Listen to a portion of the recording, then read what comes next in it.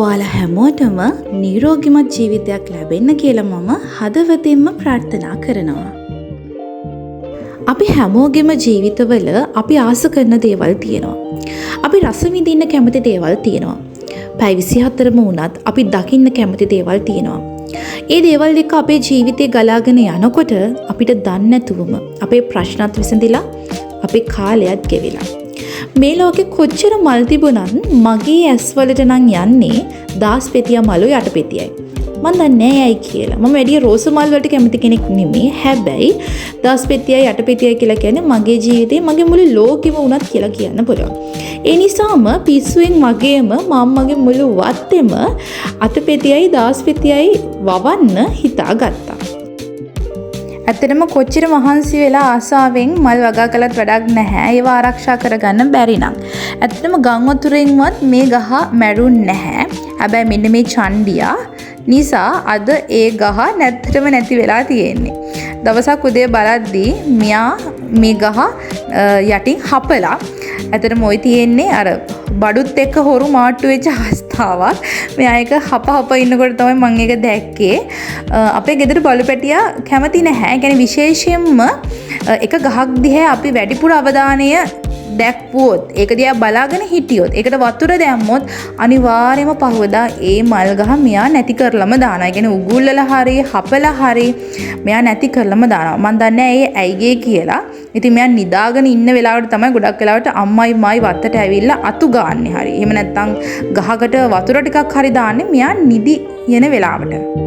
මඩ ලෝබයි යාළුවනේ. ඇත්තමයි ඒක අර මුලින්ම හපලා තියෙන නිසා ඒ ගහ කෙලින් කරන්නත් බෑ. ඉතින් ගහ මැරිලා මං ඒ නිසා ඉතින් ගහ අයින් කරන්න කලින් ඒකේ තියෙන අර බීජ ටික ඒ ටිකයි පුළුවන් ඇට ටික අරගත්තා බේරලා ගන්න සහ මල් ටික ගත්ත බුදුහාමුදුරන්ට තියන්න. මට හරි ලෝබයි.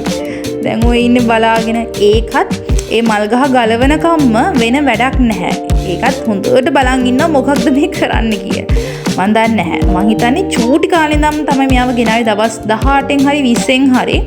ඒ නිසා අපිත් එක්කම ජීවත් වෙලා අපේ පුරුදු ගිහින්ද මන් දන්නේ මෙයාගේ හැසිරීම හිතා ගන්න බෑ. දැන් ඔය බලන් ඉන්නේ ඊළඟට මම මොකද කරන්න කියලා.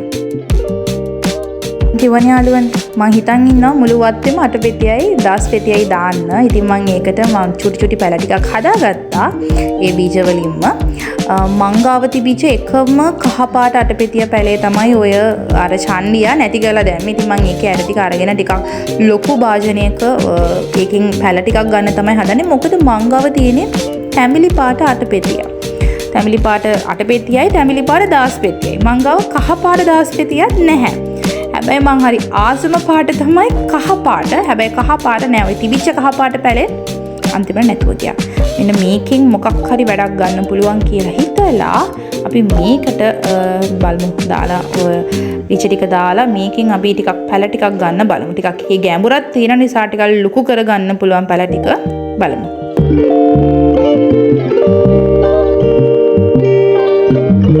මොනවා කළත් ඉතින් නැට්ට වගේ පස්සෙන් ඉතින් යාට හරි ප්‍රශ්න අපිටත් වඩා ප්‍රශ්න අපි කරන දේවල් දිහා බලන් ඉඳලා ගම් වතුරෙන් අපිට ලැබෙන එක වාසිදායී දෙයක් තමයි අපේ පස හරිම ශක්තිමත් වගේම මේ අපේ පස්සල ඕන දෙයක් වගා කරන්න පුළුවන්. මොකද ඔය ගම් වතුරෙන් ගහගෙන එන කොළරඩු මඩ වැලි නිසා කොම්පෝස්ට් පසක් වගේ තමයි තියෙන්නේ.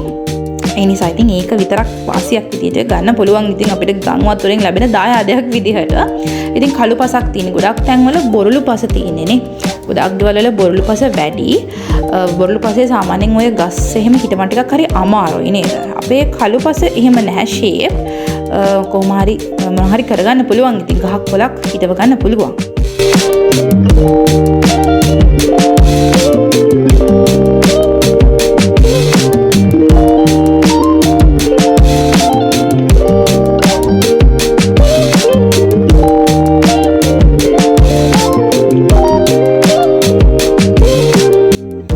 මං ඉතින් ඔය ප්‍රොෆෙෂනල් විදිහට නම් ඉතින් මේ වැඩ කරන්නේ නැහැ. අතට අහුවෙච්ච එකකින් වලවල් ටිකක් හදලා ඔන්න අතට අහුනේ අම්මගේ කතුර.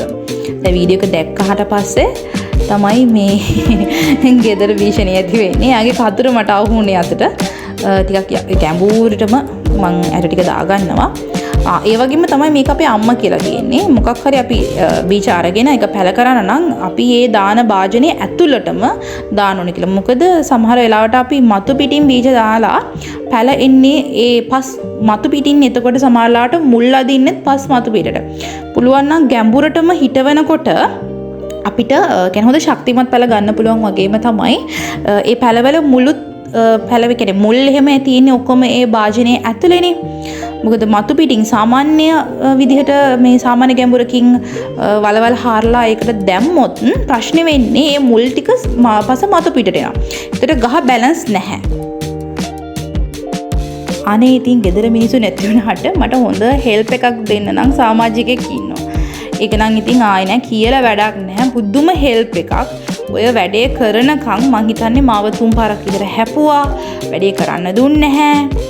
ඔය වීඩියෝ එකේ ඇති මම වලවල් හරලා එකට බීජ දානකොට එයා ඒ වලවල් ටික වහනවා. පස් වලින් වහනවා. ඒ තරම් ඉන්න බෑ ඉතින්. මොනවා හරි වැඩක් කළොත් ඔහොමම තමයි. ඉන්න බෑ.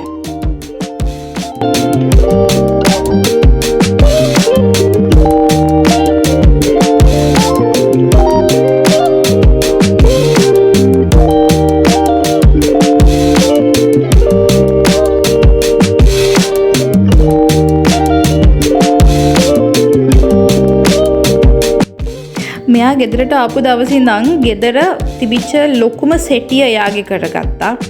කුසිය මුළු ගේම එයාගේ කරගත්තා. හැම කෙනෙක්ගේම ආදරේ එයාගේ කරගත්තා. මේ ගෙදර පොඩි එකා වුණාට හැසිරෙන්නේ නම් නිකන් මේ ගෙදර අයිතිකාරයා වගේ. වැඩක් කරන්න බෑ. ඇත්තටම මෙයා නිදන් ඉන්න වෙලාවට විතරයි ගෙදර මිනිස්සුන්ට වැඩක් කරගන්න පුළුවන්. එහෙම නැත්නම් ජීවිතේට වැඩක් කරගන්න වෙන්නේ නැහැ. සතිය දෙකකට පස්සේ මගේ පැල ටිකේ වීඩියෝ එකක් මම මේකටම ඇඩ් කළා. මම දැන් ගොළුබෙල්ලන්ගෙන් මේ ආරක්ෂා කරන්නේ මේ ටික ගෙදර ඉන්න චන්ඩියාගෙන්. නිවාඩු දවසේ ඊළඟට මම වැඩිපුරම කැමති තැන අස් කරන්න. මගේ මේසෙ මේක දවස් දෙකෙන් දෙකට අස් කළත් වැඩක් නැහැ ආයි හැදි වෙනවා. ඒ කියන්නේ මගේ ඩිග්‍රී එකට අදාළ කරන නෝට්ස් ගාව ඩිප්ලෝමා එකේ නෝට්ස්. එතකොට මගේ පාර්ට් ටයිම් එකක් විදිහට මම ටීචින් කරනවා. ටීචින් වලට ඒ අදාළ කරන පොත් උඩ මගේ ඩිග්‍රී එකේ නෝට්ස් උයි ඩිප්ලෝමා එකේ නෝට්ස් උයි. ඔය තුනම තිබ්බත් වැඩක් නැහැ. අපේ අම්මගේ කොහෙන් හරි නෝට්ස් වගේකුත් එනවා. අම්මගේ සර්ටිෆිකේට් වගේකුත් එනවා.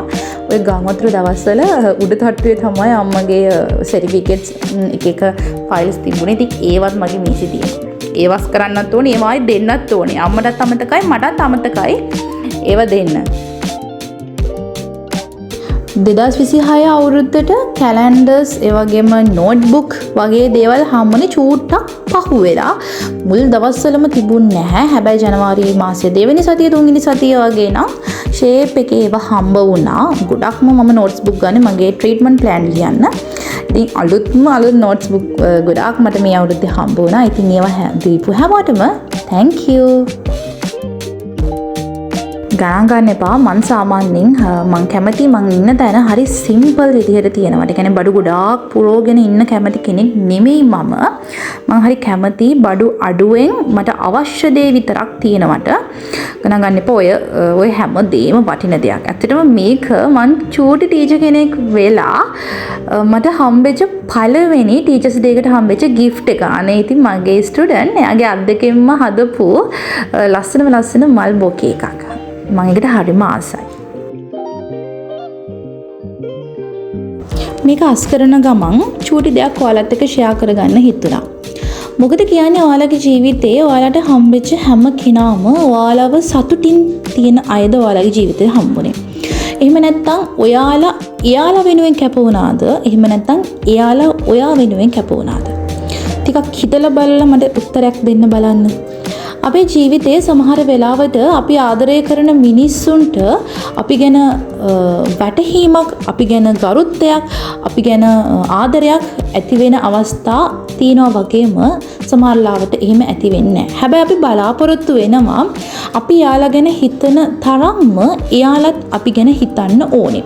අපි යාලට ආදරය කරන තරම්ම එයාලත් අපිට ආදරය කරන්න ඕනේ.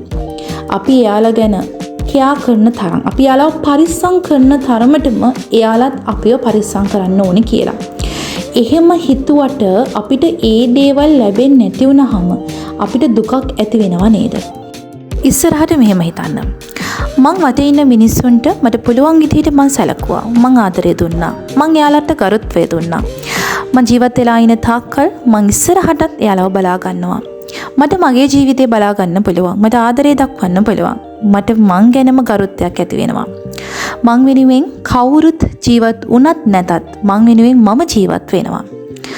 අපි හැමෝම කැමති අපි ආදරය කරන තරමටම අපි තව කෙනෙක්ට ගරුත්වය දක්වන තරමටම ඒ අයත් අපි ගැන හිතනවා නම් ඇත්තටම ඒ දේවල් සිද්ධ වෙන්නේ කීයෙන් කී දෙනාටද?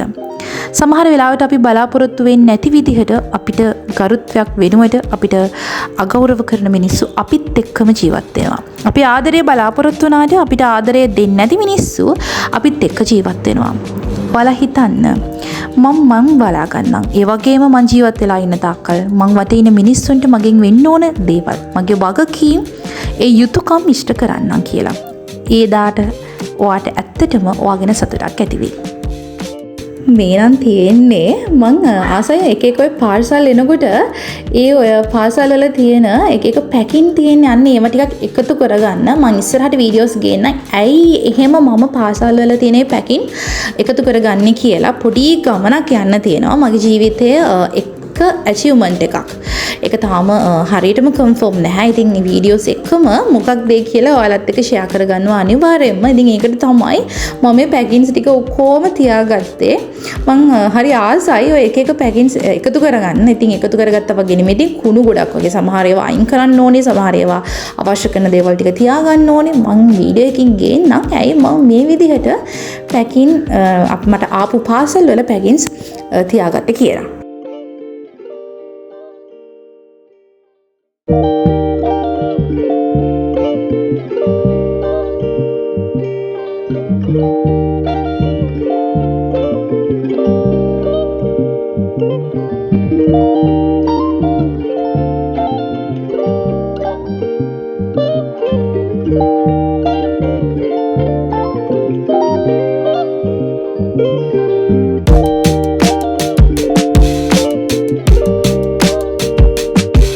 රූම් එක අස් කර කර ඉන්නකොට මට ලස්සන ෆොටෝ එකක් හමු වුණා අපේ නාංගි චූටි කාලේ.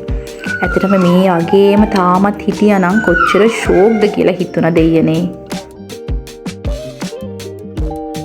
සාමාන්‍යයෙන් අම්මයි නංගි මායි ගෙදර වැඩ කරන්නේ බෙදාගෙන අම්මා පල්ලෙහා තට්ටුව අස්පස් කරන එක ලස්සන කරන එක යා බලාගත්තා. මං උඩ තට්ටුව බාරගත්තා. උයන්නෙත් ඒ විදිහට. සාමාන්‍යයෙන් අම්මා උදේ පාන්දර උයලා යනවා ඔෆිස් යනකොට.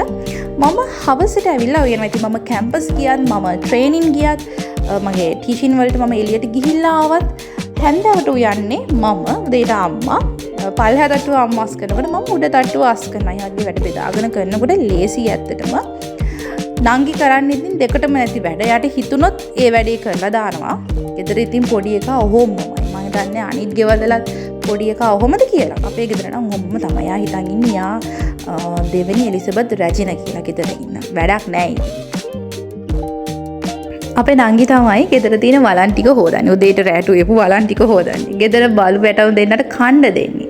ඒ වගේම තමයි අතිශය විදිහට හිතට අරන් කරන එකම කාර්යය තමයි ගෙදර ඉන්න මිනිස්සුන්ගේ ෆෝන් ටික charge කරන එක. ඇත්තටම අම්මගෙන් තාත්තගෙන් උදේට බැනුම් අහනවා. මොකද උදේ පාන්දර 1 ඉඳන් එලාම් තියන්නේ ගෙදර ඉන්න අයගේ ෆෝන් පැයට charge කරන එක. ඒ කියන්නේ 100% පුරවලා තමයි ගෙදර ඉන්න මිනිස්සු ඔක්කොලවම එළියට දාන්නේ. ඉතින් යාට ඒක හිතට සැහැල්ලුවක් ලු. ඉතින් යාගෙන හදිසිය හරි ෆෝන් එක ඕෆ් වුණොත් එහෙම කට්ටියට කතා කරගන්න බැරි වෙයි. අනේ මන් දන්නේ නැහැ. ඒක තමයි කරන පළවෙනි රාජකාරී.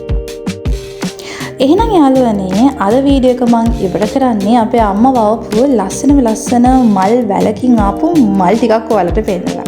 එහෙනම් ඔයාලා හැමෝටම සුබ දවසක්.